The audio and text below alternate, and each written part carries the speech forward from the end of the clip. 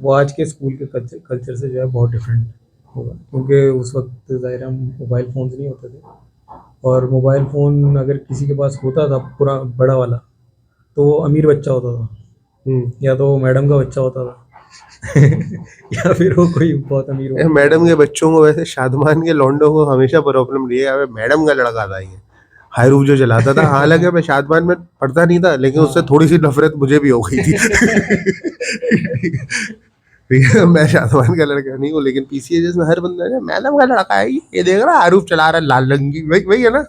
अब आपने स्कूल का नाम भी ले लिया, लेकिन मैं आपको बताऊं, हमारी जो मैडम थी वो बहुत ही अच्छी खातून थी, और मैं उनको बहुत मिस करता हूँ। अल्लाह उनको वरीक़ रहमत करे। उनके बच्चे जो हैं अब वो स्कूल चला रहे हैं, लेकिन ये है कि उनके बच्चों से मेरी दोस्ती थी, उनसे किसी की ख़ास उनसियत नहीं थी क्लास में, लेकिन ये है कि बहरहाल बहुत अच्छे लड़के थे, हम्बल लड़के थे वो, कोई उनमें इस तरह का वो नहीं था। एग्जैक्टली। और अच्छा, तुम लोग पढ़े हो शादमान के अंदर ना? हाँ। और मैंने तो काफ़ी स्कूल से पढ़ा है वैसे, क्योंकि हम जो है वो फेल होते थे। अच्छा। हम हमारे घर वाले स्मार्ट थे, हम बोल रहे यार स्मार्ट बच्चा है हमारा, बच्चा स्मार्ट है स्कूल खराब है। हम स्कूल चेंज कर देते थे। हालांकि मैं इतनी दफ़ा फेल नहीं हुआ, 2 दफ़ा फेल हुआ, 2 दफ़ा मैंने स्कूल चेंज कर लिया। तो मैं बोला भाई रिपीट रिपीट क्या करना, अगली पढ़ लेंगे, और देखना इवेंचुअली वो पढ़ लिया, क्या है कुछ भी नहीं, क्या सिखा देता है स्कूल वैसे भी इंसान को।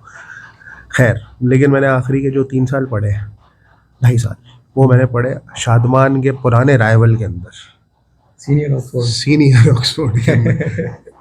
और मैं हमेशा सोचता था कि यार ये जो है ना मेरा आखिरी स्कूल होगा। क्योंकि अब मैं 8वीं जमात में आ गया हूँ अब, और अब 2 ही साल हैं बोर्ड के, तो यार अब मजीद नहीं चेंज करूंगा मैं। ठीक है। और मैं जिस साल एडमिट हुआ था ना, तो सीनियर ऑक्सफोर्ड में एडमिशन मेरा हुआ 2005 में, 5 में नहीं 4 में, 4 के एंड में समझ ले। तो बड़ी कोई चौड़े में जो है ना सीनियर ऑक्सफोर्ड ने अपनी जो नोटबुक्स होती है ना उनके ऊपर लिखवाया था कि 27 ईयर्स ऑफ एक्सीलेंस। तो मैंने बोला यार 27 साल पुराना स्कूल है, इधर से तो मैं कर ही लूंगा, ये तो स्कूल जाना सही है। अबे भाई, अगले साल स्कूल टेक ओवर कर लिया किसी ने। 27 साल से चल रहा था वो, खत्म, फिनिश, टाटा बाय बाय। तो भाई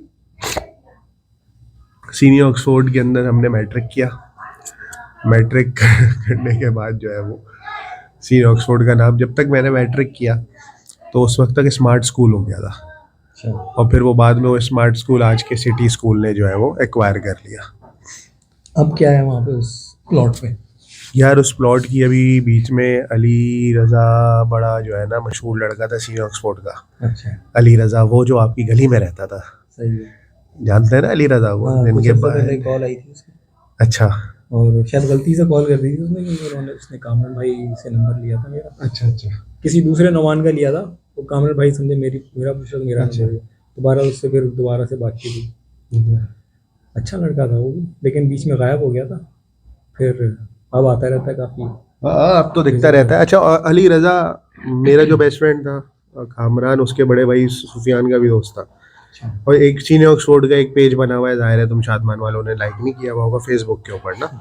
तो उधर सीन ये है कि उधर की वीडियो बनाई थी अली रज़ा ने, स्कूल में ये टापी मार के गए। और ये उम्र अब जो है ना अली अली रज़ा की कोई 38-40 हो गई होगी, अभी भी इसको इतनी उनसियत है उस स्कूल से, जाहिर है कि। और लिटरली नीचे लोग ना बड़े इमोशनल हुए हुए, जाहिर है वो बता रहे हैं कि यहाँ से मैं भाग जाता। Sir Salim was a very famous teacher of senior Oxford. तो ये हुआ। खैर, बाहर से अगर आपको मेरी अम्मी की चीखने की आवाज़ें आ रही हैं तो हमारे ऊपर एक लड़की रहती है, शी इज़ स्पेशल चाइल्ड, और वो आई हुई है, तो उसने कोई ना कोई बार मंजन किया होगा इसके ऊपर, वो सुन रही है। और तो लेकिन उससे लाड भी उतना ही है। So give your love to Hareem as she is an special child, और अब दुआ करें कि अल्लाह उसे सेहत दे। एनीवे, मूविंग फॉरवर्ड, भाई हुआ ये कि हमने ये माइक मंगा लिया दराज से। सही। और उस दिन हमने जब ये हमारी पहली पॉडकास्ट नहीं है, हालांकि इसका जो है ना हम जो रखेंगे टाइटल वो रखेंगे second podcast second podcast, because first was deleted, damaged or deleted or not recorded. तो फर्स्ट पॉडकास्ट के अंदर we were talking about series to watch और which series are you watching these days. तो मैंने आपसे ये पूछा था, तो आपने हमें रोमन एम्पायर का बताया था. तो रोमन एम्पायर को जरा एक्सप्लेन करते हैं आप. कट है वो आप इसमें स्प्लाइस कर दीजिए, क्योंकि वो तो रिकॉर्डेड है ना. वो काफ़ी ओरिजिनल भी लग रहा है. हाँ, वो थोड़ा ओरिजिनल लग रहा है. अब हम रिपीट करेंगे ना तो बड़ा बड़ा अजीब हो जाएगा. लेकिन I would like to repeat something which was not recorded at all. क्या? House of Secrets, Netflix. हाँ, It was not recorded and we were referring it to something which happened in our area, PCHS, not in our area actually, to the people of our area. हाँ, उस podcast में हम बात कर रहे थे house of secrets के बारे में कि बहुत ही डिस्टर्बिंग किस्म की वो डॉक्यूमेंट्री थी, लेकिन बहुत ही इंटरेस्टिंग भी थी. और मैंने वो पूरी देखी, क्योंकि इस तरह की चीज़ें मैं बहुत देखता हूँ. लेकिन वो देखने के बाद मुझे आधी रात तक नींद नहीं आई थी, और मैं शायद पछता भी रहा था कि मैंने क्यों देखी इस तरह की चीज़. अच्छा, मैं अगर बिल्कुल ओरिजिनली बात बताऊँ ना तुझे, तो मुझे लिटरली, हालांकि मतलब like I have seen worst, ठीक है ना. अच्छा, और तुझे तो इस तरह की मनुष्य चीज़ें पसंद है वैसे भी ना. मैं तो खुश ही चाहता हूँ भाई. अबे आखिरी 2 घंटे मिले दिन के, उसमें मैं यही चाहूँगा ना कि कोई हंसी खुशी की चीज़ देखूँ या बंदे देखूँ लटके हुए 11 घर के अंदर, पता नहीं किसने लटका दिया. But it was a brilliant series. कहने का मकसद ये है. अच्छा, मुझे इतनी वो इसलिए डिस्टर्बिंग नहीं लगी क्योंकि लाइक वो फिगर आउट जिस तरह से हुई है ना एंड के अंदर. है सिर्फ 3 एपिसोड. अच्छा, एक तो ये हो ना कि 12 एपिसोड की एक सीरीज है, फजूल की ड्रैग करके, और फजूल का उसके अंदर जो है वो डिप्रेसिंग म्यूजिक डाल के उसको बनाया. वो ये तो मैं समझता हूँ कि इंडिया ने जैसी थी ना कहानी, बिल्कुल वैसी रख दी लाके सामने नेटफ्लिक्स पे. भाई ये है. और जिन लोगों ने नहीं देखी उन लोगों के लिए हम ये बता दें कि वो किस तरह की थी. उस घर में कितने लोग थे? 11 लोग थे, जिसमें बच्चे भी शामिल थे. और उन सब ने एक साथ खुदकुशी कर ली, अपने आप को रस्सियों से लटका के फांसी लगा दी. और उनकी जो दादी थी, उनकी भी बॉडी जो है वो नीचे पड़ी हुई थी. और पुलिस का इन दी एंड कंक्लूजन ये था कि सब ने जो है मास सुसाइड की है. तो ये उसकी इतनी डिस्टर्बिंग किस्म की हकीकत सामने आई थी कि आप सोचते ही रह जाएं कि ऐसा कैसे हो सकता है कि बच्चों तक ने सुसाइड कर लिया. एग्जैक्टली. नहीं, बच्चों ने सुसाइड नहीं किया था. मतलब वो उन्होंने रेजिस्ट नहीं किया. मेरे लिए सबसे ज़्यादा डिस्टर्बिंग चीज़ ये है कि मैं एक मोहल्ले में रहता हूँ, उनसे हमारे रोज़ के ताल्लुकात हैं. वो बड़े ही कोई इस तरह के लोग हैं, अबे यार यूएसबी दे दियो, मतलब बिल्कुल नॉर्मल लाइफ गुजारने वाले लोग हैं. उनके घर के अंदर सुबह से किसी ने गेट नहीं खोला है. उनकी जो जनरल स्टोर है, दुकान है, वो भी नहीं खोली है. मैं उनके घर के अंदर इस तरह से जाता हूँ कि अबे क्या हो गया, आवाज़ें दे रहा हूँ, कोई नीचे नहीं आ रहा. और जब मैं उनके घर के अंदर जाता हूँ तो ऊपर जाली से वो 11 लोग फांसी के फंदे से लटके हुए हैं. Like that will give me a fucking heart attack right there. वो 11 लोग जिनसे मेरा रोज़मर्रा का ताल्लुक है, मेरी अम्मा का है, मेरे दोस्तों का है, नाइट मैच खेलते हैं साथ, मतलब शादियों में एंजॉय करते हैं साथ. वो 11 के 11 लोग फकिंग हॉल में लटके हुए हैं. It's a true story of Delhi. True story of Delhi. Real life footages, real interviews, everything is there. House of Secrets, House of Bandaraz, पता नहीं इस तरह का भी एक नाम है इसका. The House of Bandaraz या Home of Bandaraz, ऐसा भी है कुछ. हाँ, तो 11 लोग एक साथ सुसाइड कर गए. और 11 लोग सुसाइड जो कर गए, अब उसको इन्वेस्टिगेट करने के लिए जो है वो पूरा इंडिया कह रहा है कि भाई ये हुआ क्या है. और इंडियन मीडिया का आपको पता भी है कितनी जल्दी हाइप क्रिएट हो जाती है चीज़ों की, और लोग स्टोरीज बनाना शुरू कर देते हैं. तो कितनी कितनी अजीब किस्म की स्टोरीज उस डॉक्यूमेंट्री में हमने देखी कि जो घर के बाहर से पाइप निकल रहे थे वो भी 11 थे. और उनमें से जो 4 पाइप थे उनका फेस जो था डाउनवर्ड था, तो फीमेल्स की रूहें उसमें से निकली, जो अपवर्ड थे मर्दों की रूहें उसमें से निकली। अच्छा, ये एक मिस्ट्री स्ट्रेट अवे क्रिएट कर दी गई थी 1-2 घंटे के अंदर ही कि भाई ये देखे पाइप, ये 11 पाइप और 11 लाशें और ये और वो। और आई लव द गाय जो वो बंदा था जिसने वो पाइपों का काम किया था, उसके पास गए इंडियन मीडिया लाइक ना टू क्रिएट फकिंग हाइप कि बताइए कि कैसे हुआ ये 11 पाइप, बताइए क्या है राज।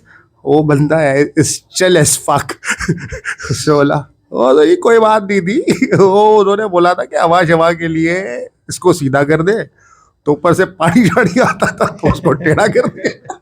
बट वाज लवली लाइक, वो तो ऐसे थ्रो की ना दीवार के ऊपर उठा के उसने लॉजिक मारे, कहता है वो तो ऐसे ही इत्तेफाक है यार, कोई ऐसी बात नहीं है। लेकिन यार वो मतलब एक मैं समझता हूँ सीरीज बड़ी बेहतरीन है, but this house of secret which is a real life story of India, Delhi main capital, Arvind Kejriwal की रियल लाइफ फुटेजेस, पुलिस की रियल लाइफ फुटेजेस, सब कुछ इस डॉक्यूमेंट्री में शामिल है। If you are into some depressing shit and you want to like watch it, 3 hours, 3 घंटे 40-40 minute के 3 एपिसोड मेरे ख्याल से, that's it. So you can actually carry on और आप देख लीजिएगा। लेकिन मुझे अब नवान भाई बताएंगे नूर जाम तमाची का किस्सा, जो हम सोच रहे थे ये सीरीज देखने के बाद कि अगर पाकिस्तान ने वो पिक्चराइज कर दी, जो कि हमारे मीडिया ने बिल्कुल भी कवर नहीं की, उसकी उस वाक़े की यूट्यूब की ऊपर एक वीडियो आज भी मौजूद है जिसका लिंक मैं डिस्क्रिप्शन में डालूंगा इंशाल्लाह, तो आप देख लीजिएगा।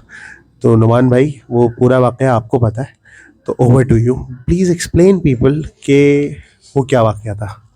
वाक़या तो मैं बता दूंगा, लेकिन आप पिक्चराइजेशन के हवाले से बात कर रहे थे तो मैं बता दूं, जो इंडियन प्रोडक्शन होती है ना किसी भी डॉक्यूमेंट्री की, किसी भी मूवी की, उसका कैलिबर बहुत हाई होता है। यानी वो हम जब देखते हैं हमें कुछ और पसंद नहीं आता। एग्जैक्टली। और उस जो हाउस ऑफ सीक्रेट की डॉक्यूमेंट्री, उसमें जो पुलिस वालों के बयानात हैं, उसकी जो डायरेक्शन है, मतलब वो तो बहुत बेहतरीन थी। हालांकि स्टोरी नूर जाम तमाची की जो है, जो रियल लाइफ स्टोरी है, वहाँ भी 5 लोगों का मर्डर हुआ था। अब पुलिस का कंक्लूजन ये था कि 5 लोगों ने सुसाइड किया वहाँ पे। उनमें से एक जो थे हमारे जानने वाले थे, अदनान नाम था उनका, अल्लाह उनको जन्नत नसीब करे। 5 लोग गए थे पिकनिक के लिए नूरी जाम तमाची के मज़ार पे, कराची से। ये सिंध में कोई जगह है। अब नूरी जाम तमाची ये 2 लोग हैं। जाम तमाची एक मर्द हैं, एक हीरो हैं। अच्छा। और नूरी जो थी उनकी महबूबा थी। अच्छा, ये लव बर्ड्स है। हाँ, लव बर्ड से उन्होंने वहाँ जाके सुसाइड कर ली थी। उनकी भी यही स्टोरी है। ओके। हाँ, मोहब्बत में उन्होंने खुदकुशी कर ली थी, अब किसी भी वजह से की हो। उनकी दोनों की कब्रें वहाँ पर हैं और उसकी लोकेशन ऐसी है कि एक पूरा झील सी है, तालाब है, पता नहीं क्या झील सी है। बहरहाल उसके बीच में एक टीला है जहाँ पे इन दोनों की कब्रें हैं। तो लोग वहाँ पे जाके दुआएं वगैरह करते हैं, मन्नतें वगैरह मानते हैं। अच्छी हो गई। हाँ, लेकिन ये पिकनिक पॉइंट भी है क्योंकि एक कश्ती में जाते हैं लोग और वहाँ पे बैठ के एंजॉय करते हैं। अब ये 5 लोग गए थे, अब 5 दोस्त गए थे एंजॉय करने, पिकनिक करने। तो मल्लाह का ये कहना है कि ये 5 लोग शाम में गए थे और इन्होंने कहा था कि आप खुद मत आइएगा, हम आपको कॉल कर देंगे सुबह, नाइट हम यहीं स्पेंड करेंगे। अच्छा, वो जो आइलैंड है जो बना हुआ है, वो पूरा आइलैंड कितना बड़ा है?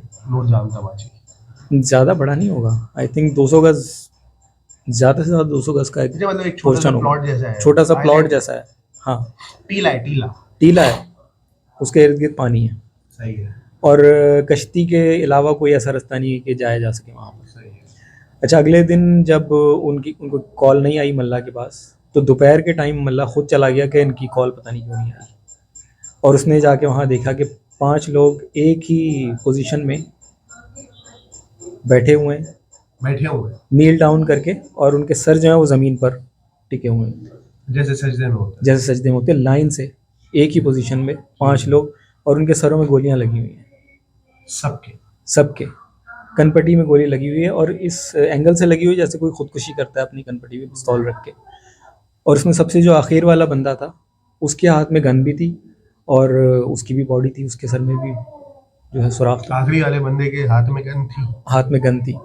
यानी पुलिस का कंक्लूजन जो था ना, वो ये था कि सबने एक एक करके सुसाइड की अपनी गन से, उसी गन से। लेकिन वहाँ पे कोई गोलियों का खोल नहीं मिला। अच्छा।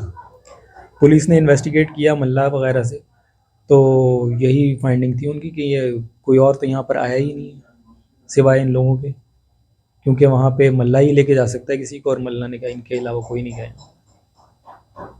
और वो जो 5 लोग थे वो भी डिप्रेस किस्म के थे, तुम्हारे जो जानने वाले थे अदनान भाई, किस तरह के आदमी थे वो एक बहुत ही लाइवली किस्म के बंदे थे। वो उनका म्यूज़िक स्टूडियो था, और उनका जो एक दोस्त था उसकी नई नई शादी हुई थी, वो शादी के 1-2 दिन बाद ही पिकनिक पे जा रहा था। और अदनान भाई भी जो थे वो तो बहुत ही ब्रॉड माइंडेड किस्म के, बहुत ही अच्छे इंसान थे, और ये मैं कभी भी बिलीव नहीं कर सकता कि वो सुसाइड कर सकते हैं, उस तरह के आदमी थे ही। और पांचों लोग जो हैं वो बहुत अपनी ज़िंदगियों में खुश थे, लेकिन उन्होंने सुसाइड क्यों की भी या नहीं, लेकिन ये बात मिस्ट्री रह गई कि हुआ क्या उनके साथ। पुलिस का कंक्लूजन तो एंड में यही था कि सबने मास सुसाइड की है, और ऐसी जगह पे की है जो मशहूर भी इसी वाले से है कि नूरी जान तमाची ने यहाँ पर खुदकुशी की थी। अब मे भी हो सकता है उनमें से जो एक बंदा था वो हाउस ऑफ सीक्रेट्स की तरह ललित था सपोजिटली, जिसको कोई ख्वाब आते थे, या वो डिल्यूजनल था और उसके कहने पे या उसके इसरार पे, या शायद उसने ज़बरदस्ती की, और वहाँ सबका वहाँ पे जो है कत्ल हो गया। जबरदस्ती की हो, ज़बरदस्ती तो नहीं की जा सकती, 5 लोग थे, लेकिन गन हो तो, लेकिन गन पॉइंट पे रख के की जा सकती है। बोला उसने भाई सब नीज पे आ जाओ, हाँ, सबको एक एक करके मारा हो, शायद वो मेन बंदा जिसको, हाँ, क्योंकि गन भी उसी के पास थी, और कहते हैं कि उनमें से एक बंदा जो था आर्मी का था। अच्छा, लोगों की जो कयास आराइयाँ थी वो ये भी थी कि हो सकता है आर्मी के बंदे के पीछे कुछ लोग आए हों, क्योंकि उस दौर में टेररिज्म वगैरह का बहुत चक्कर चल रहा था, आर्मी के लोगों पे को टारगेट किया जा रहा था, बम धमाके हो रहे थे, लेकिन इस तरह की कोई सबूत नहीं मिला कि वहाँ पे कोई और गया हो जिन्होंने मर्डर किया। तो ये एक स्टोरी है जो बहुत ही मिस्टीरियस किस्म की स्टोरी है, और इसकी ये रह भी मिस्ट्री ही गई है, क्योंकि इसका कोई कंक्लूजन ऐसा निकला नहीं एंड में जो समझ आ सके उन लोगों के घर वालों को भी। जबकि हाउस ऑफ सीक्रेट्स में तो पता लग गया था ना कि ललित जो है वो डेलूजनल है। हाँ, अब्बा जी ख्वाब में आते थे और वो सारी चीज़ें सामने आ गई थी। यहाँ पे कुछ ऐसा हुआ नहीं, और डॉक्यूमेंट्री अगर बनाई जा सके तो अगर कोई इंडियन प्रोडक्शन के लेवल की चीज़ बने तो वो उस तरह की इंटरेस्टिंग चीज़ होगी, वरना तो आप पुलिस के बयानात सुन लें और सिंध पुलिस के बयानात, वो कैसे बयानात देगी, ये बात भी करेगी या नहीं उस बारे में, नहीं दिया हमें तो आर्डर नहीं है सर। हाँ, आर्डर नहीं है। सही बात है, बिल्कुल ऐसे ही है। लेकिन ये मतलब कहने का मकसद ये है कि इस तरह का वाकया जब पाकिस्तान में भी हुआ है, लाइक यू इट हैपेंस। और ये जो जिस तरह के वाकयात हैं, यानी कि विकिपीडिया के ऊपर अमेरिका के क्राइम सीरियल किलर्स जो है उनका पूरा पूरा विकिपीडिया है भाई, उनकी पूरी हिस्ट्री है, पर्सनल लाइफ है, किड्स हैं, ये है वो है, मतलब ऐसा हीरो उनको। अमेरिकन सीरियल किलर्स की कितनी डॉक्यूमेंट्रीज बनी, एग्जैक्टली, यूट्यूब पे ही टेड बंडी वगैरह तुम देखो, मैं ये खतरनाक किस्म का सीरियल किलर यार, प्रोस्टिट्यूट्स को मार रहा है ले जाके, और इसको मार रहा है, और बहुत से लोग कहते हैं टेड बंडी को एडमायर भी करते हैं। हाँ हाँ, क्योंकि वो उसकी पर्सनैलिटी बड़ी no, you always fucking admire a criminal mind, like everybody does। भाई मैं फैसिनेट हुआ हूँ वो अपना जो उसका प्राइम है गॉडफादर 1 के अंदर जो अल पचिनो का, उस कैरेक्टर से आप कैसे नहीं, मतलब आप कैसे इंस्पायर नहीं हो गए, आप मुझे बताएं। आपने देखी है ना गॉडफादर, बताएं। असल में जिस बंदे के पास हम पावर देखते हैं ना, और उसकी पर्सनैलिटी भी बहुत अच्छी होती है, तो वो एडमायरिंग ही होती है हमारे लिए। एग्जैक्टली, मतलब अगर बंदा मर्डरर है और खूबसूरत है, like it will go viral कि what a handsome fucking murderer, या what an handsome serial killer. जो ये अपना चार्ल्स सोबराज जो है वो बड़ा मशहूर है, जैसे नेपाल का है ना मेरे ख्याल से, नेपाल का कहाँ का है। सीरियल किलर के कुछ उसूल भी हो ना कि वो इनोसेंट को नहीं मारता, तो फिर हम उसको हीरो समझने लगे। हाँ, फिर तो यार, फिर तो वो जोकर हो जाएगा ना, फिर तो वो जोकर हो जाएगा, फिर तो मतलब फिर तो this society deserves better criminals वाली कहानी हो जाएगी। तो खैर एक अलग बात है, लेकिन like it happens bro. Anyway, तो आज हमारी ये जो कहानी चल रही है ये अब जो है तकरीबन जो है वो 30 मिनट और 37 सेकंड की हो चुकी है।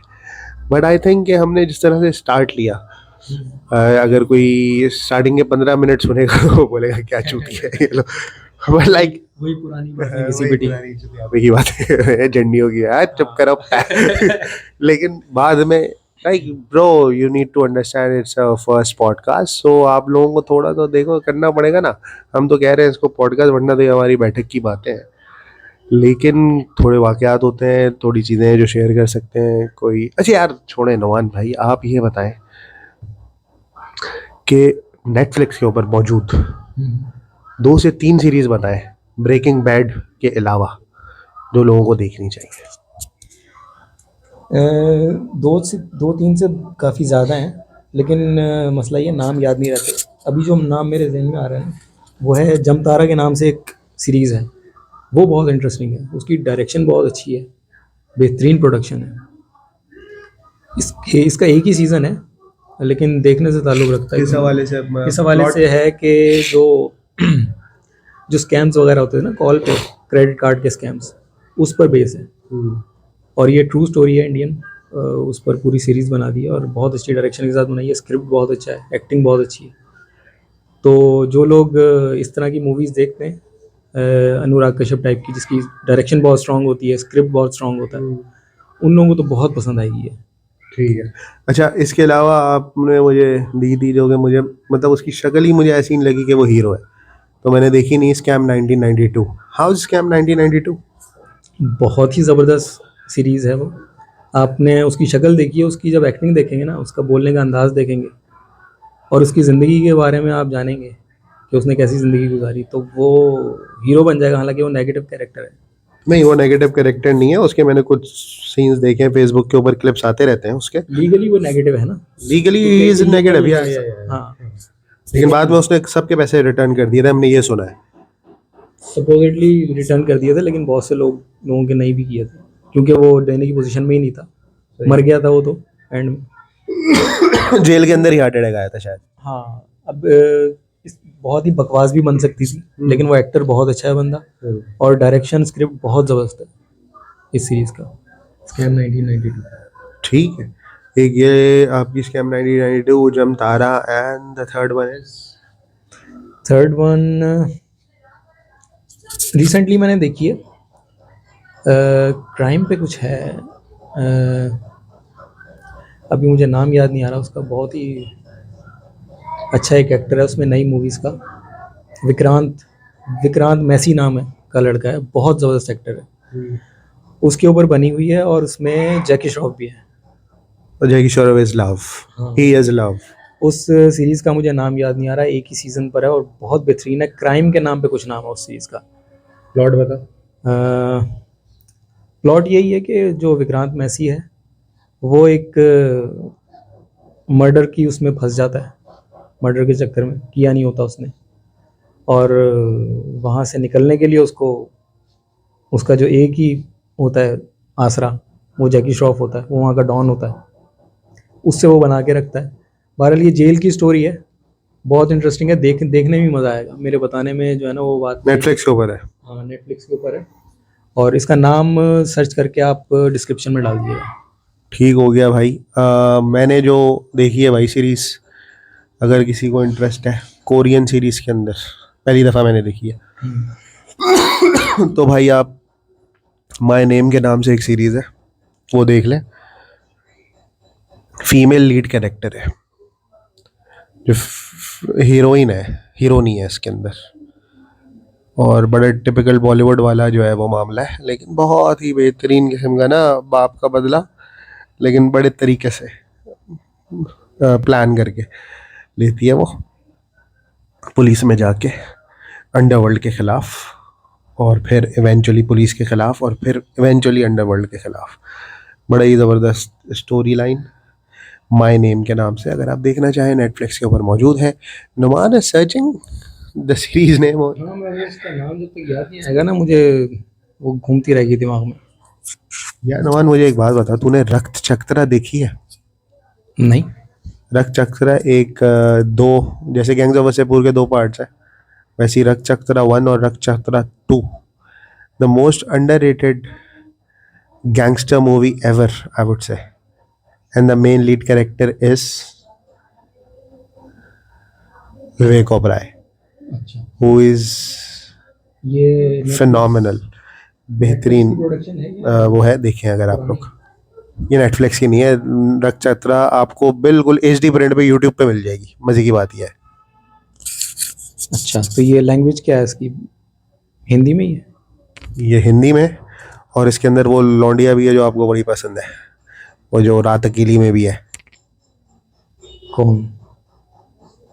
रात अकेली में जो इसके साथ हीरोइन होती है, अच्छा अच्छा अच्छा, वो हर आर्ट मूवी में जो थी। यार उसका नाम, वो पंजाबन लड़की है, बहुत ज़बरदस्त एक्ट्रेस है वो। वट नहीं है वो, मुझे तो इतनी कोई खास नहीं लगती। खूबसूरत मूवीज के बारे में कुछ बता दें। डिप्रेसिंग तो हो गया, क्राइम भी हो गया, खूबसूरत कोई मूवीज है? खूबसूरत मूवीज़ बहुत सारी हैं। खूबसूरत मूवीज़ ख़ासतौर पे आपको ये जो कमर्शियल मूवीज़ हैं इनमें बहुत खूबसूरत मूवीज़ मिल जाएंगी। अब पुरानी पुरानी मूवीज़ के मैं नाम लेना चाहूँ तो ये हम दिल दे चुके सनम। No, no, no, no, no, bullshit. That's like fucking mainstream cinema. I'm asking about the Netflix originals. खूबसूरत, नेटफ्लिक्स में है। like Chopsticks. हाँ, लेकिन ये इस तरह के असल में ना नाम उस वक्त फ़ौरन याद नहीं आ रहे, तो बहुत सारी हैं खूबसूरत मूवीज़। एक मैंने जो लास्ट खूबसूरत मूवीज़ देखी जो मुझे खूबसूरत लगी थी, वो एक पंजाब की मूवी है, Indian.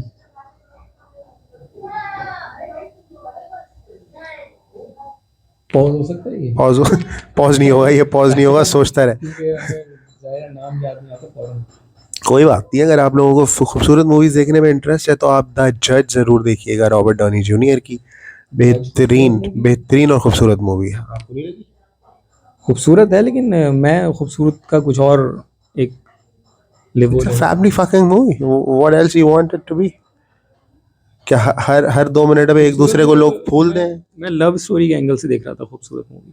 No, love story is not खूबसूरत at all. It always hurts. खूबसूरत movie is some movie which will get you emotional and suddenly you will be happy. Love stories are normally very like Indian की बात Heartbreaking. खूबसूरत movie करीब करीब single आपने देखी होगी, मैंने नहीं देखी। इरफान खान की बहुत अच्छी खूबसूरत मूवी है वो, तो आप देखिएगा। इरफान खान की तलवार कैसी मूवी है? तलवार बहुत अच्छी मूवी है, इरफान खान की वजह से बहुत अच्छी लगी। हालांकि उसकी स्टोरी में कुछ भी नहीं है, हाँ। लेकिन जो नेचुरल एक्टिंग उसने अंदर उसने की है ना, जिस तरह से उसने पुलिस वालों को डांटा है जो शुरू में केस को खराब करते हैं, that is like something else. और इरफान खान की रोग फिल्म जिसने देखी हो, उसके तो गाने भी बड़े बेहतरीन थे। My favourite Irfan Khan movie ever is रोग। मैंने दिल से कहा, और ढूंढ उसका जो लाना एक खुशी। सीन बड़ा मशहूर है कौन सा?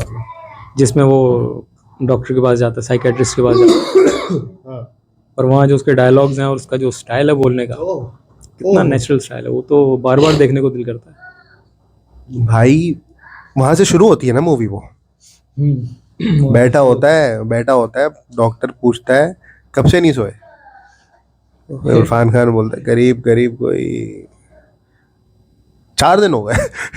4 दिन से नहीं सोया। आय हाय हाय, क्या एक्टिंग है यार। बहुत ही नेचुरल एक्टिंग करते थे। अल्लाह यार उसकी मग़फ़िरत फरमाए।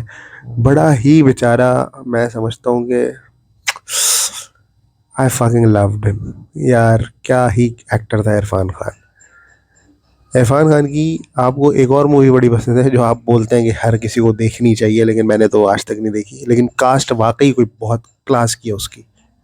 मकबूल यार बहुत ही बेहतरीन मूवी है वो तो, लेकिन जाहिर आप ये एक्सप्लेन ही नहीं करो, आप ये एक्सप्लेन ही नहीं करो कि मूवी कैसी है, आप सिर्फ कास्ट बताओ।